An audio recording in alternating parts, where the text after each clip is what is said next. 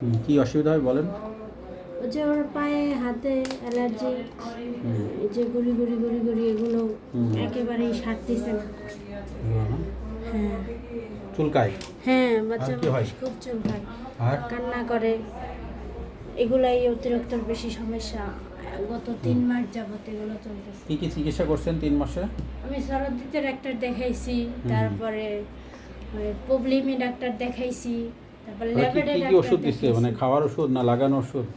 Shampoo দিছে, সাবান দিছে, লোশন দিছে, আর একটাতে লোশন দিছে, আর একটা গোসলের আগে মাখার জন্য একটা লোশন দিছে, আরো 2টা ওষুধ দিছে, একটা ক্রিম দিছে। এগুলোই ভালো ব্যবহার হচ্ছে না? করছি, কিন্তু ফলাফল পাইনি। তাই আমার কাছে কেন আসলেন? কিভাবে আপনার কাছে আসলেন? শুনছি একজনের মাধ্যমে, উনি নাকি আইসা উপকারিত হয়েছে, তাই আমরাও আসছি। বর্তমান সময়ে এখন শিশুদের চর্মরোগ বড়দের পাশাপাশি পাল্লা দিয়ে বাড়ছে।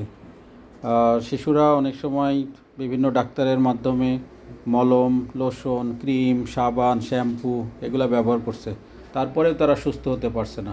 শেষ পর্যন্ত তারা হোমিওপ্যাথি ডাক্তারের কাছেই আসছে আবার। তো যে কেসটা এখন আমরা দেখলাম, এই কেসটা এরকম একটা কেস যেগুলা অ্যালোপ্যাথি বা এইসব মলম টোটকা চিকিৎসা করার পরে তারপরে আসছে।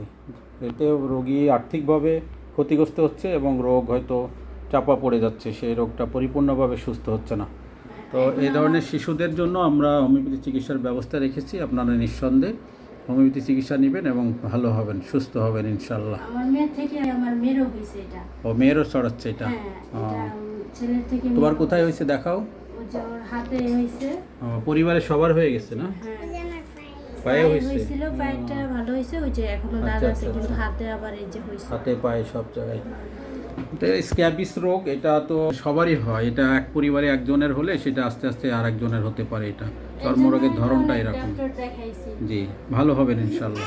তো যারা ভিডিওটা দেখবেন তারা মন্তব্য করবেন যে এটা কোন ওষুধে হতে পারে, কোন ওষুধগুলো বেশি ব্যবহার হচ্ছে হোমিওপ্যাথি মতে। যারা হোমিওপ্যাথির স্টুডেন্ট আছেন বিশেষ করে বা নবীন চিকিৎসক, আপনারা আমাদের কমেন্ট বক্সে জানাতে পারেন আপনাদের মন্তব্য, আমরা গ্রহণ করব ইনশাল্লাহ। আমি ডাক্তার আনোয়ার এইচ বিশ্বাস, আমি সরকারি হোমিওপ্যাথিক মেডিকেল কলেজের কমিউনিটি মেডিসিন বিভাগে আছি।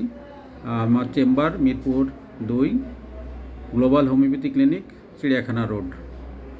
তো আপনারা মন্তব্য জানাবেন, আমরা আপনাদের মন্তব্য গ্রহণ করব ইনশাল্লাহ। ভালো থাকবেন। আসসালামু আলাইকুম ওয়া রাহমাতুল্লাহ।